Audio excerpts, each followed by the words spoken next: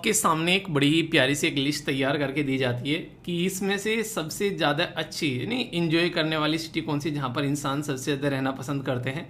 तो ये जो लिस्ट है 2023 के लिए यहाँ पर निकल कर आई है। तो क्या इसमें इंडिया की कोई सिटी है? आपको क्या लगता है?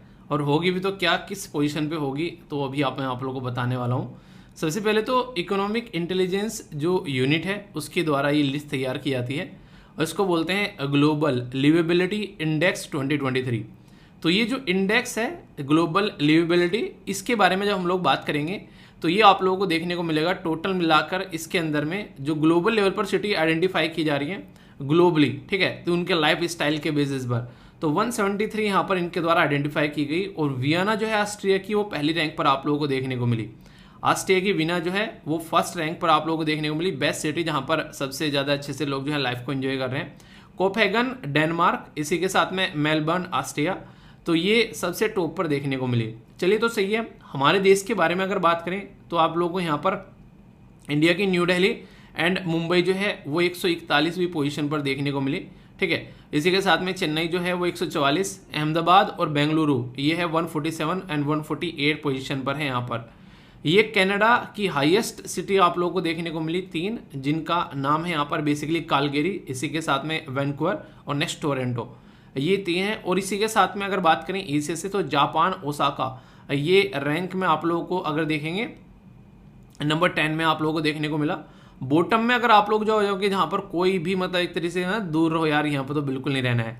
अल्जीरिया आप लोगों को यहाँ पर देखने को मिलेगा, ठीक है, उसकी सिटी है। इसी के साथ में त्रिपोली जो कि लीबिया, इसी के साथ में डमस्कस जो कि सीरिया। आप लोगों ने सुना है यार ये लीबिया है और ये सीरिया है। ये इतनी बेकार कंडीशन है यहाँ पर कि इंसान तो क्या जानवर भी रहना पसंद नहीं करेगा यहाँ पर। ये क्वेश्चन कैसे बनते हैं, जैसे आप लोगों ने रिसेंटली अभी देखा होगा यूपीएससी क्वेश्चन कैसे था, उसमें सिटी के नाम दे दिए और मैच करने के लिए आ गया कि कहाँ पर ये लोकेटेड है। तो इस तरह के क्वेश्चन बड़ी फ्रीक्वेंटली आप लोगों से पूछे जा रहे हैं यूपीएससी के अंदर भी और स्टेट पीसीएस के अंदर भी, किसी न किसी रीजन की वजह से वो न्यूज़ में होते हैं। तो इस तरीके से आप लोग याद रख सकते हैं। आपसे पूछा जाए कि आप इनमें से किस सिटी में रहना पसंद करेंगे तो आप कौन सी सिटी चूज करेंगे अगर इनमें से बात की जाए, ठीक है, बताइए। इंडिया की चूज करेंगे या फिर बाहर कोई चूज करेंगे, अपनी चॉइस, या इसके अलावा भी कोई अच्छी लिस्ट है आपके पास में, यानी कि ये तो कुछ नहीं है, यानी कि ये तो कुछ भी नहीं है, ये है मेरी लिस्ट, तो ठीक है, तो भी आप लोग बता सकते हैं। ओके दोस्तों, ये एक ऐसी न्यूज़ है जिससे क्वेश्चन जो है बड़ी फ्रीक्वेंटली बनता है और बड़ा ही एक नॉर्मल सा क्वेश्चन आप लोगों को देखने को मिलेगा। जैसे मान लीजिए आसाम के अंदर में बाढ़ आई, तो बाढ़ आने की वजह से बहुत सारे लोग जो हैं उनको अपनी जगह छोड़कर इधर उधर जाना पड़ा। तो यहाँ पर ये थोड़ा ना पूछेंगे कि आसाम के अंदर बाढ़ आ गई, कितने लोगों को वहाँ से डिस्प्लेस किया गया, कितने डिस्ट्रिक्ट्स में से डिस्प्लेस किया गया, ऐसा क्वेश्चन कभी नहीं बनेगा। आप लोगों से क्वेश्चन कैसा बनेगा, अभी आप लोग यहाँ पर देखिए जो आप लोगों को बताया जाएगा, ये है इंपॉर्टेंट इन्फॉर्मेशन कि आसाम के अंदर सिचुएशन जो है काफ़ी ज़्यादा खराब हो गई, बाढ़ आई, यहाँ पर बहुत सारे लोग जो है उससे इफेक्ट हुए। पर लेकिन कहाँ पर बाढ़ आई, किस रिवर पर बाढ़ आई, तो ये था यहाँ पर बेकी रिवर, ठीक है, बेकी रिवर आप लोग यहाँ पर याद रखिएगा। इस रिवर में बाढ़ आप लोगों को देखने को मिली। ये जो रिवर है कहाँ से ओरिजिनेट होती है, ये जो रिवर है भूटान से ओरिजिनेट होती है। तो भूटान से ओरिजिनेट होती है यहाँ पर और फिर अपने देश में आप लोगों को देखने को मिलती है। ये किसकी ट्रिब्यूटरी है, ये ब्रह्मपुत्रा रिवर की ट्रिब्यूटरी है, ठीक है। ये जो रिवर है ये इसको अलग अलग नाम से पुकारा जाता है, जैसे भूटान के अंदर में इसको क्यूरिसरू रिवर के नाम से जानते हैं, ठीक है। तो यहाँ पर इसी रिवर का दूसरा नाम भी आप लोगों को देखने को मिलता है। जैसे ब्रह्मपुत्रा रिवर को अलग अलग रीजन में अलग अलग नाम से पुकारा जाता है, सेम पैटर्न में आप लोगों को देखने को मिल रहा है। इसी के साथ में जो बेकी रिवर है ये फ्लो होती है आसाम में और ये जाकर मिल जाती है बे ऑफ बंगाल में। पर लेकिन इस ड्यूरेशन में ये कहाँ से होकर गुजरती है, तो ये मानस नेशनल पार्क से भी होकर गुजरती है। तो इसमें से कितनी सारी इंपॉर्टेंट बात आ गई आप लोगों के सामने कि रिवर का नाम कहाँ है, कहाँ से ओरिजिनेट होती है, किसकी ट्रिब्यूटरी है, एक तरीके से कहाँ कहाँ से होती जाती है। भूटान में इसको किसी और नाम से पुकारा जाता है। तो ये वो फैक्चुअल इन्फॉर्मेशन है जहाँ से क्वेश्चन आप लोगों के वनडे टाइप एग्जाम में वो नहीं कहते भाग कर बनेंगे। तो इसलिए कहते हैं कि बेसिक इन्फॉर्मेशन आप लोगों को इस तरीके से देखनी है कि इसमें से इंपॉर्टेंट चीज़ क्या है, उस पर आप लोगों का फोकस बेसिकली होना चाहिए अगर एग्जाम के पॉइंट ऑफ से आप लोग यहाँ पर पढ़ोगे, ठीक है। तो ये बेसिक इन्फॉर्मेशन आप लोगों के सामने, कंफ्यूजन बिल्कुल नहीं होना चाहिए। कल्चर के पॉइंट से बहुत इंपॉर्टेंट ये पॉइंट आप लोग बोल सकते हैं। यहाँ पर बात की जा रही है किसके बारे में, ये है अंबुबाची मेला। तो कल्चर के पॉइंट ऑफ से आप लोगों से पूछ लिया जाता है ये मेला कहाँ पर है, कहाँ पर लगता है बेसिकली, तो कामाख्या टेम्पल में आप लोगों को यहाँ पर देखने को मिलेगा। तो इसके बारे में क्या इन्फॉर्मेशन है यहाँ पर, अभी यहाँ पर कामाख्या टेम्पल में जब यहाँ पर बहुत सारे लोगों के द्वारा विजिट किया जाता है तो यहाँ पर उनकी सुरक्षा के लिए बेसिकली पूरी अरेंजमेंट की जाती है। कामाख्या टेम्पल अंबुबाची मेला ये आप लोगों को बेसिकली कहाँ पर देखने को मिलेगा, ये काफ़ी इंपॉर्टेंट है, तो याद रखिएगा। यहाँ पर ये है गुवाहाटी, आसाम, ठीक है। तो यहाँ पर पर्टिकुलर जिस एरिया में आप लोगों को देखने को मिलता है ये काफ़ी इंपॉर्टेंट एरिया है। तांत्रिक शक्ति के लिए बेसिकली इसको बहुत ही फेमस माना जाता है। और यहाँ पर ये सबसे इंपॉर्टेंट जो बात आप लोगों से पूछी जा सकती है कि ब्रह्मपुत्रा रिवर जो है उसके बैंक, उसके किनारे पर आप लोगों को देखने को मिलेगा। ये है बेसिकली नीलांचल हिली एरिया जहाँ पर ये सिचुएटेड है कामाख्या टेम्पल। तो अगर कोई भी रीजन इस तरीके से आप लोगों को न्यूज़ में नजर आता है तो बैकग्राउंड की इंफॉर्मेशन काफ़ी इंपॉर्टेंट हो जाती है। इसको 51वां शक्तिपीठ बेसिकली बोला जाता है, इंडिया का ओल्डेस्ट शक्तिपीठ बोलते हैं, सीट ऑफ शक्ति, यानी कि एक तरीके से पावर प्लेस, जो कि काफ़ी एक तरीके से बोल सकते हैं पवित्र स्थान माना जाता है यहाँ पर हिंदू जो मैथोलॉजी के अंदर में। तो ये एक तरीके से जो एक पूजा आरती की जाती है, खासकर तांत्रिक जो पैटर्न में आप लोग चीज़ों को देखते हैं। तो कई बार इस तरीके से ये फेस्टिवल कहाँ पर सेलिब्रेट किया जाता है, ये चीज़ कहाँ पर देखने को मिलती है। तो ऐसे क्वेश्चन बड़ी इंटरेस्टिंग है और कई बार आप लोगों से पूछे जाते हैं। तो बेसिक सी इन्फॉर्मेशन है ये, इसके बारे में हल्का सा आइडिया आप लोग रखते हैं, क्योंकि क्वेश्चन बनते हैं डायरेक्ट आप लोगों से पूछे जाते हैं, तो कोई भी डाउट इसको लेकर आप लोगों के मन में नहीं होना चाहिए, ठीक है।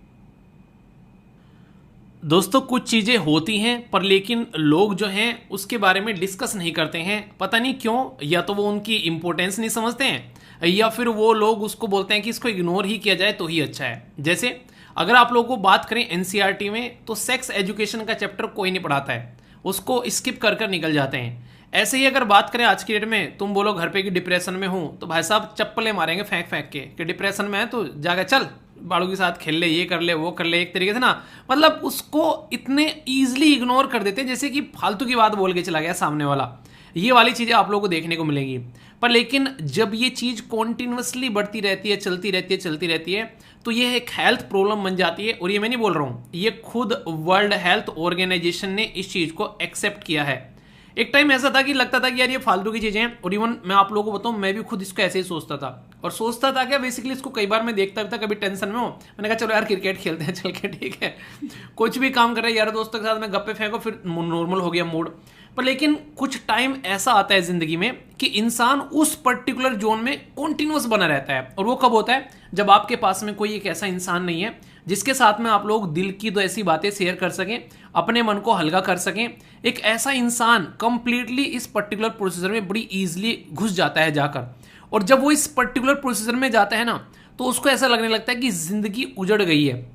आप लोगों को यकीन नहीं होगा आज की डेट में ये सोसाइटी में स्टिग्मा आप लोग बोल सकते हैं, मतलब एक तरीके से ना लोग एक तरीके से कहीं ना कहीं एक चीज को कहीं ना कहीं आप लोग बोल सकते हैं कि उस पैटर्न में देखना पसंद नहीं करते हैं जिस पैटर्न में उसको देखने की जरूरत है। मतलब कि आज की डेट में अगर कोई प्रॉब्लम हो रही है ना तो उस प्रॉब्लम को प्रॉब्लम की तरीके से देखना चाहिए। हम लोग कई बार उसको इतना ईजिली इग्नोर कर देते हैं जिसकी कुछ हद नहीं है, और फिर वो आगे चलकर वो एक इंसान की जान तक ले लेता है। लोग सुसाइड करते हुए नजर आते हैं इसी की रीजन की वजह से, अगर इसके अंदर कोई इंटरवीन न करे। आप लोगों को याद होगा मैंने एक दोस्त की कहानी सुनाई थी।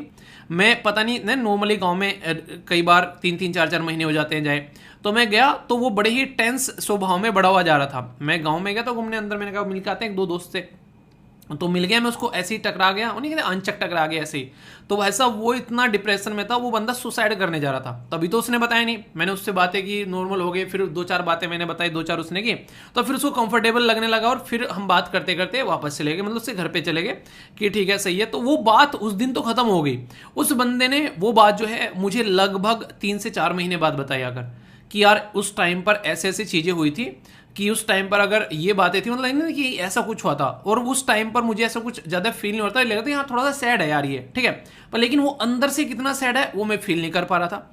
तो ये आप लोग समझ सकते हैं। और सबसे खतरनाक चीज ये है, WHO तो मैंने बता दिया कि इस चीज को मान रहा है आज की डेट में।